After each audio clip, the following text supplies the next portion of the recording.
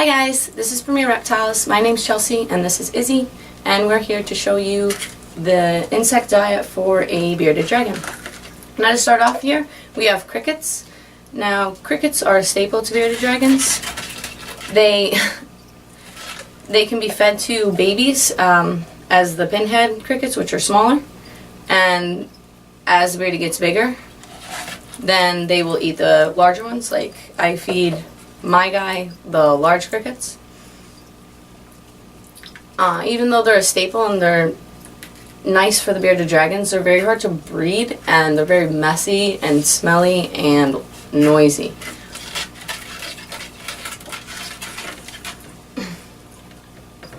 Another staple though for bearded dragons would be dubia roaches. As you can see right here, these are mediums. These ones are a little easier to breed. They're not as messy or loud. They're very easy. You just throw them in a box with some food and some egg cartons and throw a bunch of them in there and they'll breed for you.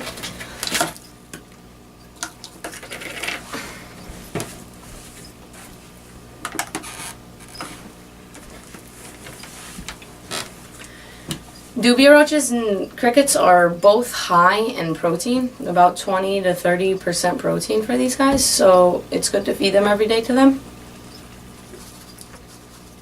The next thing would be superworms. I have superworms here, superworms or mealworms, pretty much the same thing.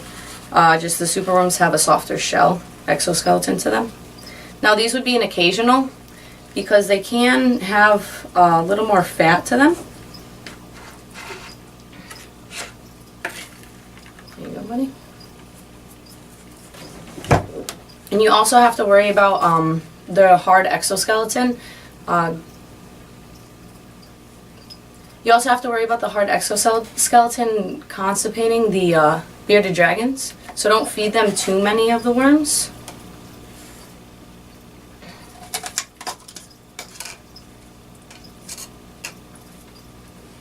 Next, I have some waxworms. Now these ones have a very soft body to them, so you don't have to worry about any hard exoskeletons harming or doing anything to your bearded dragon.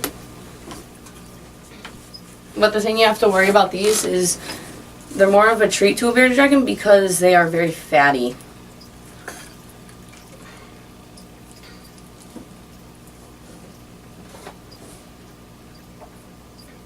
But the good part about them is that they have a high volume of calcium in them. So if your bearded dragon is running low on calcium, you can always feed your bearded dragon some of the butterworms. And lastly, we have hornworms. And these are more of treats to bearded dragons. I mean, you could feed them occasionally to them, but A, they're very expensive, and B, they have a very high water content. But they also have high content of calcium as well. So they're actually very good for the beardies. Here you go.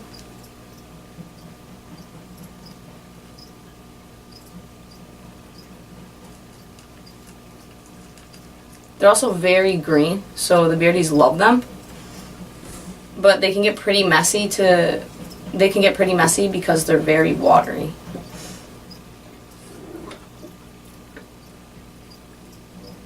Now let's go see what Mike's doing with the vegetables for beardies. How's it going, YouTube? I just wanted to show you today what you can use for vegetables in a diet for your bearded dragon. We have both bearded dragons and iguanas, so I came up with a diet that's good for both. Start with some type of green that's high in calcium. I chose collard greens, so just cut up a little bit of that. It's nice and small so that way they can get it down. None of your food should be any larger than the space between the dragon's eyes.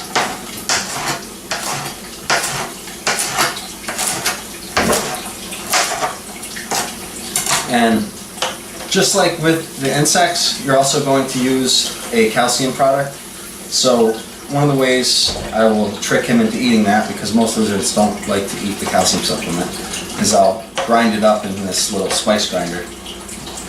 So I got collard greens, I got mango, which is healthy for them.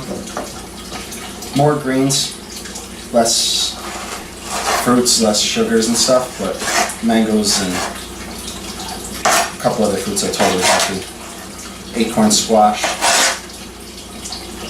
as well. I'm going to be providing a chart in the description. It's linked to the Green Iguana Society. They have a chart that gives a list of all types of foods that you can feed to your iguana, which all those foods are also safe for your bearded dragon. And then it'll tell you how often you should feed that food. It'll say staple, which means you can feed it like every day, occasional, which is maybe 1 or 2 times a week. And then some foods are labeled as a treat because they're high in something called oxalates, which is really bad for your lizard because it will bind to the calcium, and then the lizard will no longer be able to get the calcium that it needs. Also, peppers. I have Italian long hots. They seem to like these. They're not too spicy. They're not like jalapenos or anything. They're somewhere in between. So I'll take all my vegetables that I decided to use. You want to use mostly greens and then just a couple fruits on occasion. And then Repashy Calcium Plus.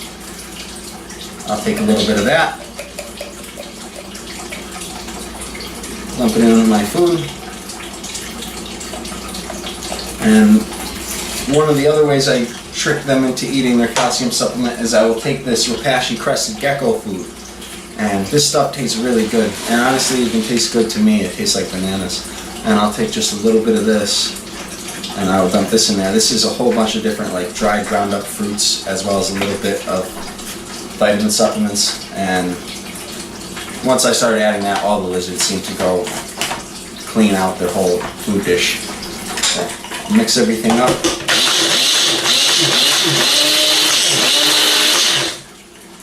Grind it in there. And then add it to the lizard's food dish. So now he can chow down. So it's really simple, guys. You just take all your foods, grind them up with some of the supplements, and then your lizard should be very healthy. Like I said, I'll put a link in the description. There's going to be a whole huge list of foods that you can feed your lizard. It's designed for an iguana diet, but it's perfectly acceptable for a bearded dragon. One more thing, guys. Before you put your insects into the dish for the lizard to eat, take a nice big cup like this. This is an old takeout container. And you can take your Repashy calcium supplement or Reptiles, whatever you guys use. I already have some in here. But just dump a little bit of that in there. Pick out a couple of your worms.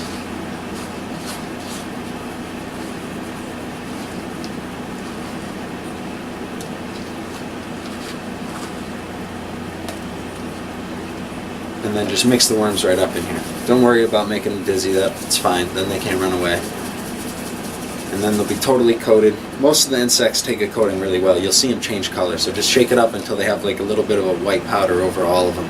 Kind of like you know, powdered donut or something. And then just dump those in for the lizard. And that's one way to make sure that they stay high on their calcium and D3.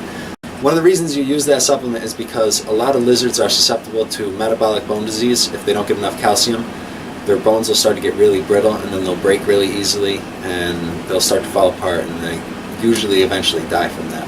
So that's why you want to make sure you get calcium and D3 into their diet at least a few times a week. If you have babies, 5 to 7 days a week. Right. And that'll be all for Feeding a Bearded Dragon. Please remember to like, comment, and subscribe to our channel for more.